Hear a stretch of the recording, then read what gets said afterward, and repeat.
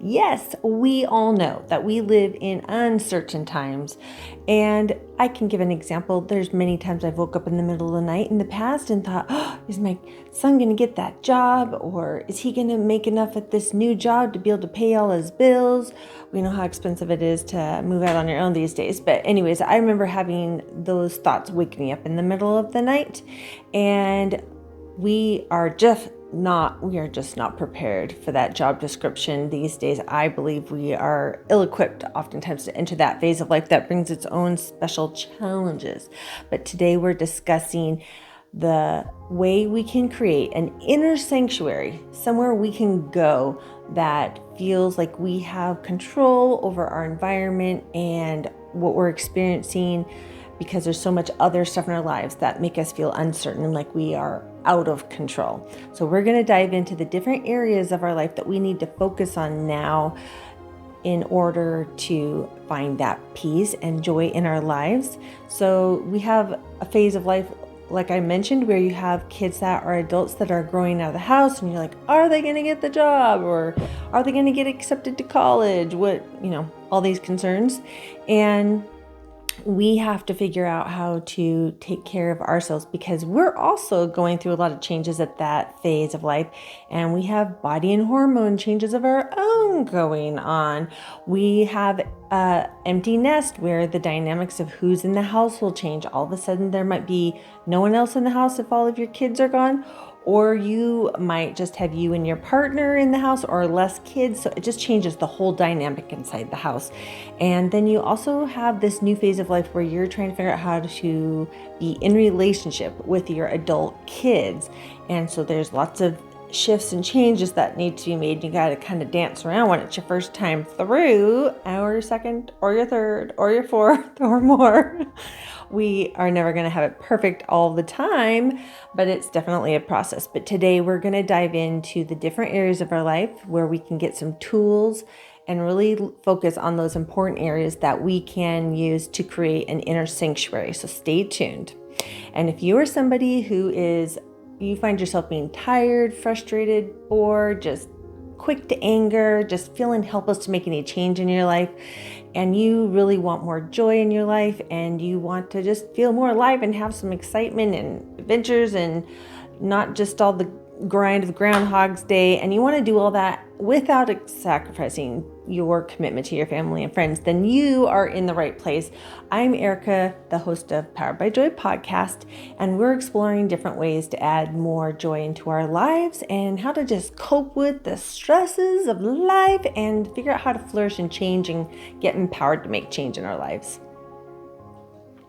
So right about the time that my kids were starting to not be home as much, and then they were close to graduating, or they graduated and were transitioning out of the house, it was also a time that happened to correlate with my body just seeming to be disintegrating around me, starting to have all sorts of aches and pains and waking and changes. And I was like, what is happening?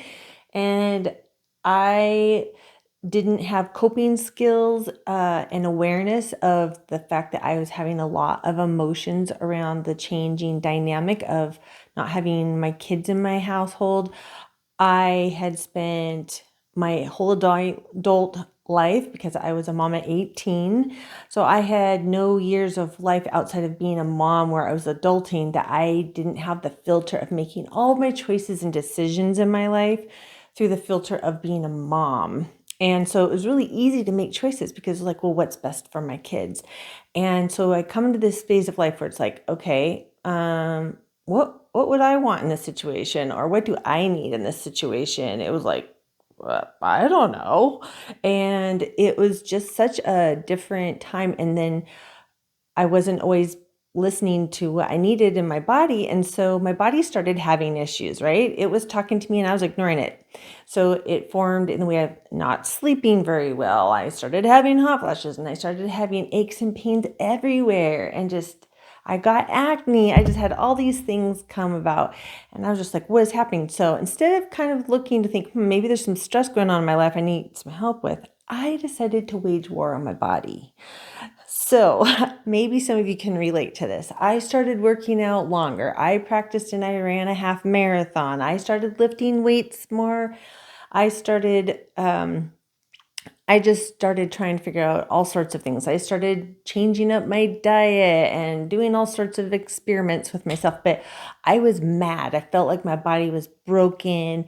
There was something wrong with me. I had brain fog. My hair was falling out. I was like, what is happening? I've got all this going on. And I didn't correlate time of life and that I was getting older, but I also didn't think about the fact that my body was reacting to stress because I wasn't processing my emotions. Imagine that.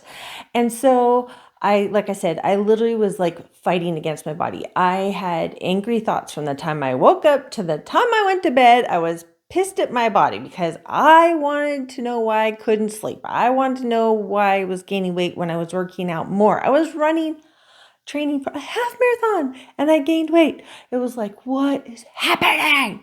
So I was really frustrated. And I did around this time, thank goodness, get a coach, a personal coach that helped me start to learn some tools. But it was around that time I realized that I had gone to endless doctors and they were all like, I don't know what's wrong with you. And so I started listening to podcasts when there weren't as many out there to choose from. And I started trying to just find my own tools. I was like, okay, I'm not going to get answers from the doctor world. I have to figure out how to fix myself. So I started like really diving in because I felt so uncertain. I felt like my world was kind of out of control and I had to figure out what I had control of. So I started and I was like, okay, I can't sleep. So I started reading about how to get better sleep. I started listening to podcasts about how to get better sleep. And lo and behold, I found some good resources and realized that I did not have a great sleeping environment. And so it was fucking up my sleep. I let clients I let my phone ring all hours of the day. So I'd have my early bird client calling at 5 a.m. or texting at 5 a.m. And then I'd have my night owls who were texting me till 1 a.m. or emailing or whatever. And so I had to protect that and put do not disturb on my phone because I was needing to sleep. Imagine that. And then I realized I needed the room darker and I needed the room colder. And then I realized that the dog sleeping in our room, one in particular, snores incredibly loudly. And it was fucking up my sleep. So I was like, wait a minute, my sleep is really important. So she's going to have to find a new sleeping room where she can snore and not wake me up. So that was a first step for me in like turning within and going, what do I have control of? Because everything else feels out of control in my life. Everything feels uncertain. And it was like, okay, I can change my sleep environment in hopes of increasing my chance of sleeping.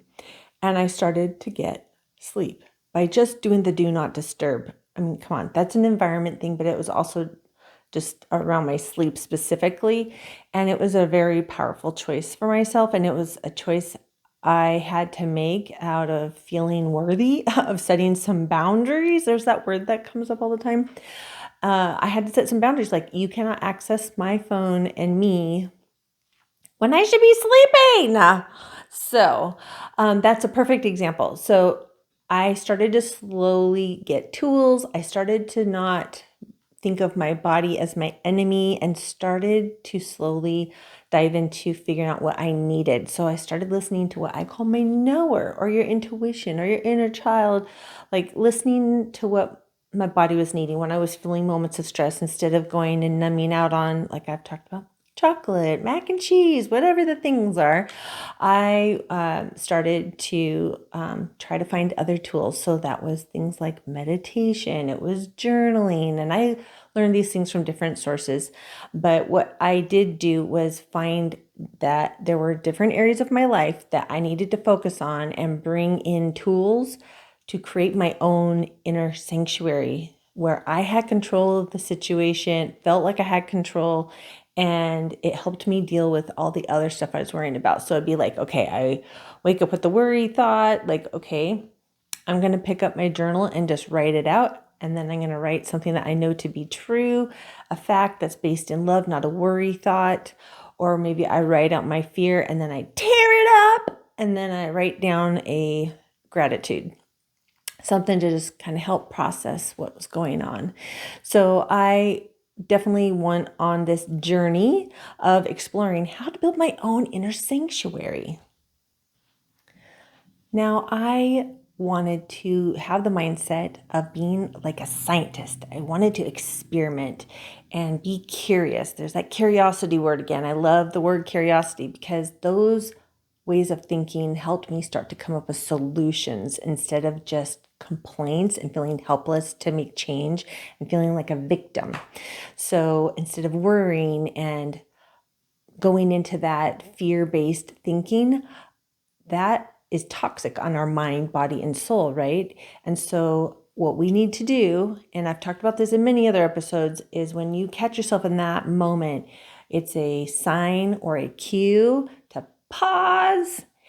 And you can ask yourself, what do I have control over in this moment? Okay. Spoiler alert, it's pretty much the same. How am I going to react, respond, or be in response to this outside thing that is happening? We only have control of how we respond to it, right? And how we let it affect us and how we want to interpret it and label it and view it. We have control over our perspective over what's happening to us. So we actually have a lot of power when you think about that. We have the ability to shift our perspective if we want to. And a lot of people don't even realize that. And so they just feel like, oh, well, life is happening to me and I can't help what's happening. And yes, we don't have control over everything in our exterior experience, but we have control over how we perceive it and respond to it. Okay, you have the choice to react or respond. And so I want to help you expedite your experience of this and explore the different areas that I feel are so important. And when we look at these specific areas, I want you to go in with curiosity.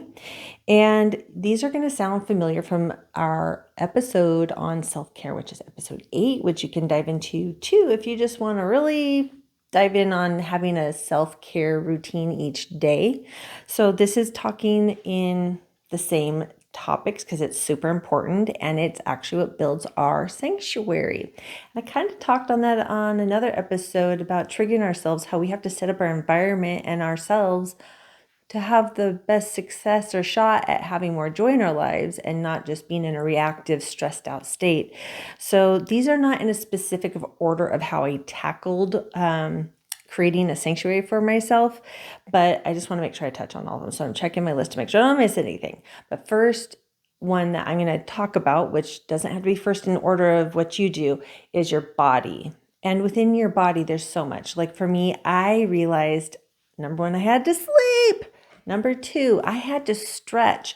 So I started stretching. I did yoga for free in my bedroom, in private, 10 minutes a day on weekdays. I just pulled up my TV and I followed it. And I did like a 30-day challenge and I was like, oh, wow, like 90% of my aches and pains in my joints and my back and my hip and all the things that were hurting me in my neck all went away from 10 minutes of stretching. And I was like, oh, that's not that hard. And I should probably do it.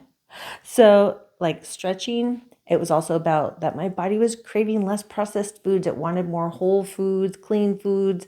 Like I have mentioned this before, I like a lot of pasta and things like that. And it was just like, I can't be eating out at fast food anymore. Like my body was just asking for these things. And so, here I was trying to deal with stress, but my body was screaming. And I realized my body was trying to talk to me and tell me that if I listened to it, listen to my gut, my nowhere, my body was actually trying to tell me where my issues were and what I needed, what my mind and body and soul needed.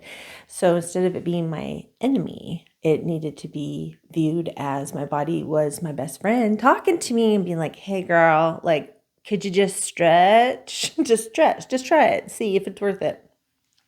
The amount of time I spent going to chiropractors and massage and the money over just 10 minutes of stretching a day, yeah, just the returns were pretty awesome on taking 10 minutes to stretch. So I know I keep saying that, but it was a really powerful one for me. So moving our body, getting it sweaty, getting it moving, our heart pumping, our body wants to shift energy through movement.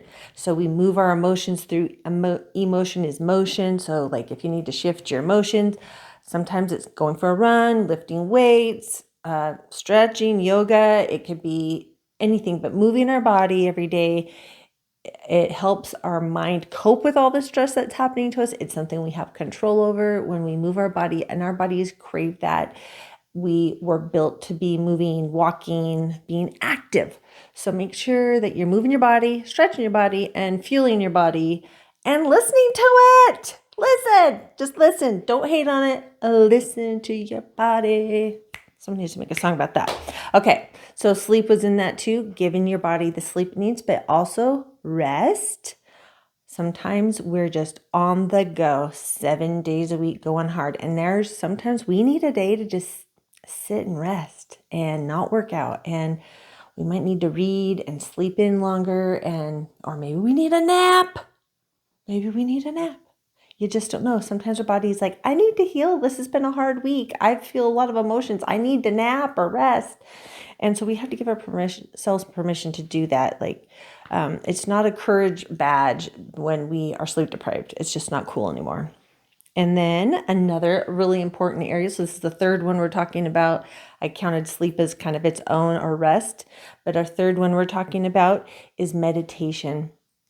And I just did this for free again. I turned on YouTube and was like, I don't know how to meditate. So I just went on YouTube and started exploring, and I read books and just kind of played with it. But I did it in private because I was kind of embarrassed that I was trying this thing. And I realized that it was my meditation and prayer time were very similar. And I kind of see meditation as that time where I get to sit and be quiet and receive guidance and love and healing. And prayer is when we are asking for and speaking and having an ongoing conversation and making requests of and saying, I lift up my kids to my higher source that I believe in, whatever you want to call it, and saying, Lord or Creator, please just protect my kids because I obviously cannot do anything by worrying about them. So meditation is about connecting to your intuition and your knower. It increases your connection.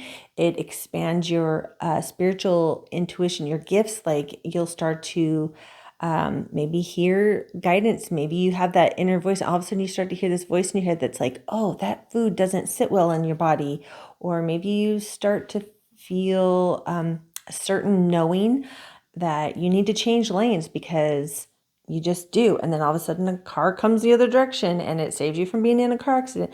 Like meditating and connecting into our higher source and into our higher selves opens up that dialogue inside and gives us space to think, receive, restore our minds and bodies just in that quiet space. It helps us tune back into our body and our intuition. And if we're not doing that, then how do we listen to our knower that's trying to tell us, that's not good for you, this is better for you, or this guy's a creeper, don't go on a fucking date with that guy, like don't do it. Like we are really good at ignoring that. So meditation is good at helping you to tune into that knower that we all tend to like to ignore. So I can't encourage meditation enough. And sometimes it's just helps you get into a more of a loving space instead of being stressed out and in fear. Or you can meditate and do a gratitude meditation. There's so many. Go check out YouTube. I have some on my channel too, but I can't encourage you enough to take time to meditate, to add to that sanctuary. Fourth tool would be journaling. I know a lot of people think, whatever, but I cannot express enough that it has been a key tool for me in my awareness of myself, my choices, my attitudes, how I'm feeling, how I'm sleeping. Like it's also been my outlet for when I'm upset and have negative emotions that need to get out of me, and I write it out really how I'm exactly feeling it, not edited and not filtered. And then I rip the page out and I either burn it or I rip it up and it's a release. And I'm processing those feelings. I feel super stressed because I don't like the decision that somebody is making, all right, and I have no control over it. So, rip it up, bye. And I'm going to gratitude because I know that things are just going to work out in the end, and my worry is not going to change the outcome. So journaling, gratitudes. I love to do gratitudes as well and acknowledge the things that I'm feeling blessed about in my life. And that was where I started my journaling. I actually just wrote 5 gratitudes each day. And then I started adding to it. Like I am earning 60,000 in a year. Like I added all these, like I slowly started adding affirmations and goals, and I just started really growing and playing with it. And it really was a life changer. So it was true. Oprah didn't lie. When I did my gratitude journal, it started to change my life. So I can't encourage you to do that enough. There's lots of different ways to journal too. It can be free writing. It can be like, I have to do a whole whole episode on this, but we'll get to it. But journaling. Okay. Now I've talked about this, and I did just in the last episode, the environment in our home and our environment. So I feel that when we are feeling uncertain, the importance of our home feeling like a safe, beautiful sanctuary is that much more critical. I mean, we're talking critical, okay? The house environment. Work on it.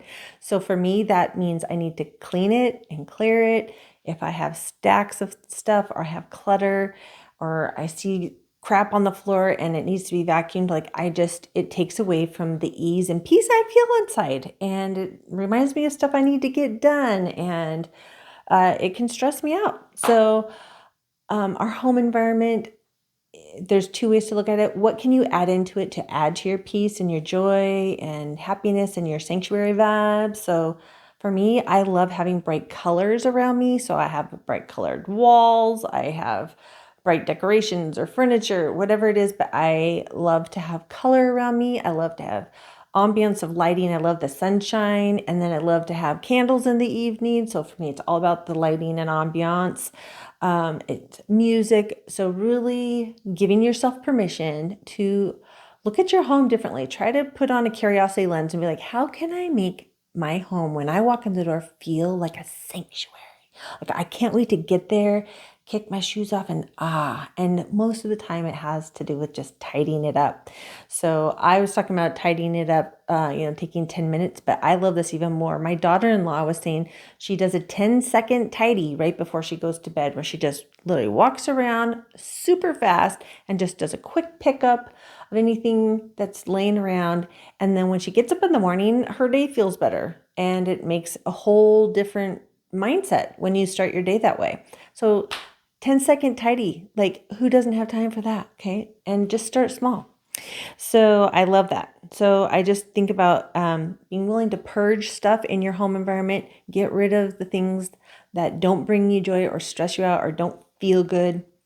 If everything's painted gray and it depresses you, put some fucking color in your house. Okay. Or whatever the thing is, just figure it out and start playing with it. Have fun with it. This is something that can be fun. Making your home, maybe it's like my son, and you've got some of your favorite outdoor elements inside with you. Whatever it is, just invest in making your home feel like a sanctuary. Okay. And that environment carries over to other things. Maybe your car stinks and it's messy. And so every time you drive your car, you're like, or you keep it clean and you're like, oh, I love driving in my car. So it can be everywhere. Just consider it's also who you're with too. So the next one would be love and connection. And I talk about that in my self-care episode as well. And it's looking for ways to connect with other people. We all desire, it's one of our human basic needs that need to be met, is connection and love with other people. So that can be hugging somebody. It can be hanging out and having coffee and just connecting emotionally with somebody else. But we all thrive when we're connecting with somebody who brings us joy. This isn't forcing yourself to spend time and connect with people who stress you out and are a drainer, but like making it a priority to connect with someone who maybe fills up your love tank. This can be including the affection, it's having sex, it's getting orgasms, which plays over to the last topic we'll get to, but like we all do better when there is touch and affection and human contact and connection and connecting with other people. So trying to find ways to do that in our lives really helps with that inner sanctuary and feeling more peace inside. And then our last one, which I think is kind of cool, because I feel like you can actually put this last one as kind of a blanket over everything else. So it's play and pleasure. So purposely choosing to seek pleasure, something that brings you joy or pleasure in your day or playing or being playful at some point in your day is amazing. It is a little secret sauce for some more joy in your life. So like for me, right before I recorded this, I was like, okay, I got caught up in figuring out lighting. And then I was like, you know what? I'm going to turn on a song. I'm just going to dance. I'm going to get my groove on. And I did that. And I was like, okay, yeah, I'm ready to go now. So that was me finding a way to be playful. And it helps my day feel better and I enjoy it more. So play and pleasure, that's like tuning into your inner child. Is there some play that you would like to do? We've talked about this: painting, working out, roller skating, riding bikes, going hiking, you name it. It could be orgasms there too. It can be, going for a walk around your neighborhood or with your dog, playing ball with your dog. Okay, I'm back. Just had a little cough attack out of nowhere. Okay, so can you set the intention to seek joy or play or pleasure some point in your day? And what I loved was thinking about it. If you think about your mind, body, and soul, or all the topics that we talked about, like home environment, relationships, our body, all of those topics we just covered, you can totally apply pleasure to all those. You can be like, okay, what's one thing I could do to enjoy or make this more pleasurable or more fun, right? So that would be like, okay, I'm going to work out today. And what sounds like it would bring me pleasure? And maybe it's that you go swimming, or maybe it's that you go play volleyball and join a volleyball league because that's more fun than working out and running on the treadmill or something, right? It's literally just getting curious, asking the questions, how can I make this so bringing that play and curiosity into creating our sanctuary is super important and can be fun. Imagine that. So my homework for you, I have two pieces of homework for you. Okay. One is, what is one thing you can add into these three categories: mind, body, and soul? Okay. So what is one thing you can add into your day for each? So an example would be that for your body, you're going to stretch for 10 minutes. For your mind, it might be that you do deep breathing for 1 minute, not doing anything beyond that. And then maybe your soul is that you journal one gratitude. There you go. Okay, that's easy. So then our homework step number 2 is, what is one thing that you can purge, get rid of, or remove from these categories? So mind, body, soul. So example would be, for your body, I'm going to skip the sugar in my coffee, or I'm going to skip my coffee today. Okay. For your mind, it would be, I'm going to set the intention to find more play in my day today. And I'm sorry. For the mind, it's, I'm going to not let myself continue that criticism of myself. So like, you set the intention to catch yourself being critical of yourself in your day. And then for your soul, that would be journaling and maybe purging out something that you feel really sad about and ripping it up afterwards. Okay. So those are your examples. So homework is, what's one thing you can add that will be positive and add to your inner sanctuary? And then step 2 is, what is one thing you can remove from mind, body, soul categories to help clear up and add to that sanctuary as well? So in the end, we are investing in ourselves by, instead of being critical, we're getting curious, and we're investing time and effort into creating an inner sanctuary so that when things feel uncertain or out of control, we have tools. We can step away and go, look, it's not going to do me any good here focusing on that. What is something I have control of? Oh yeah, that's right. How I'm feeling and my reaction response. So right now that's triggering me to feel really stressed and I have no control over it. So is there something I can go clean in my house that makes me feel better? Pause. Okay, what is it? Oh, I'm going to go out and take a walk with the dog, or whatever it is. We're choosing to make our reaction, our response different. And that's where we get our power. So we have the power within us to shift our perspective and make a choice on how we respond in moments where we feel uncertain. And we can choose to shift our focus to something we have control over that brings us peace and joy and happiness. So you may choose to go and pray. You may choose to journal. You may choose to go decorate or paint a wall in your house and bring some color in, or you might go light a candle and say a prayer. So it's turning to our own inner sanctuary. Let's invest in creating that beautiful inner sanctuary for ourselves, because we're worthy of that. We are worthy, and we all deserve to have that safe space. So in the end, we have the choice and the power to focus on what brings us joy and to release the things that are stressing us out. And we get to acknowledge the things that bring us, joy. I think gratitude is a big secret sauce to that. So when we're in that space, you might just sit there and do a mantra of gratitude. If you're really bound up in a spot of fear, you can just start saying, like, I am grateful for things that you know to be true. This is like your anchor. I like to talk about anchoring ourselves into a powerful thought. I know that I am loved and supported by my family.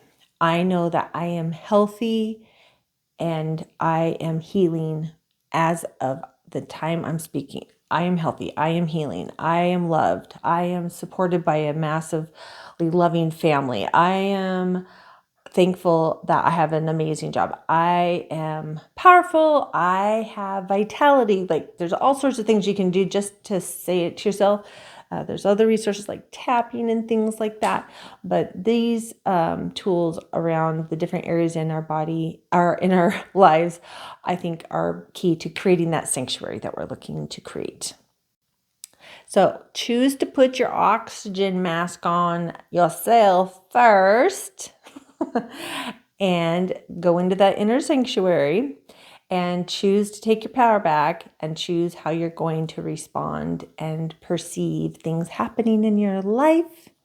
And I would like to invite you to check out my self-care episode if that's something that resonated with you.